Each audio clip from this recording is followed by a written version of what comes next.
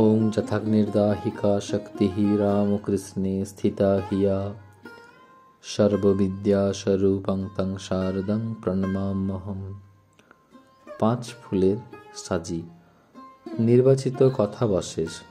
সংকলক ব্রহ্মচারী অক্ষয় চৈতন্য।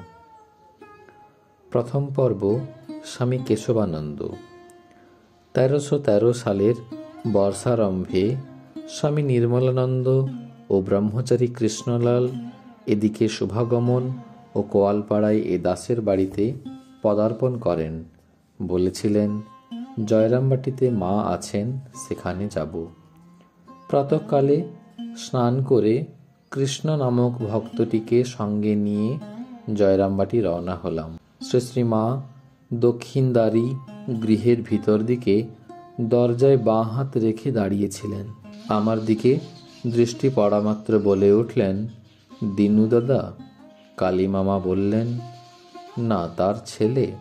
মা বললেন, ওমা, দিনু দাদার ছেলে এত বড় হয়েছে? আমি তাকে ঠিক এমনটি দেখেছিলুম। তারপর কথায় কথায় বললেন, তোমার বাপ আমাদের এখানে 10-12 বছর পাঠশালা করেছিলেন। কালী, বরদা, অভয়কে পড়াতেন। আমাদের এখানে খেতেন, থাকতেন। ঠাকুর এলে তাকে সবাই পাগল বললেও তোমার বাবা তাকে ভক্তি করতেন, 5 মাস খাটতেন। তোমার মতো বয়স পর্যন্ত এখানে ছিলেন।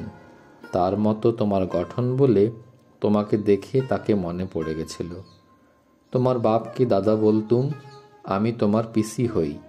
না মা, আমি পিসি টিসি শুকনো নাম ভালোবাসি না, আমি মা বলে ডাকব। তাই হবে, তোমার বাপ ঠাকুরের সেবা করেছিলেন বলেই সেই পুণ্যে তোমার ধর্মে মতি হয়েছে। আমার কাছে ঠাকুরের ছবি আছে, তোমাকে দিচ্ছি।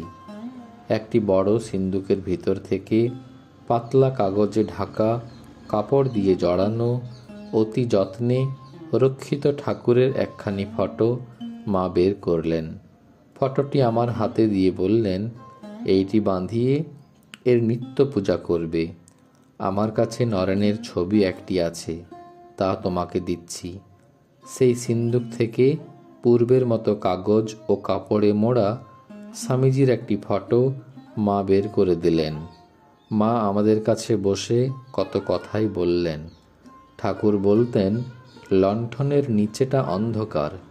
কত দেশ দেশান্তরের লোক ঠাকুরের কথা জানলে, কিন্তু এদেশের লোক কেউ জানলে না। তোমার মাধ্যমে এদেশের অনেকেই ঠাকুরের কথা জানবে।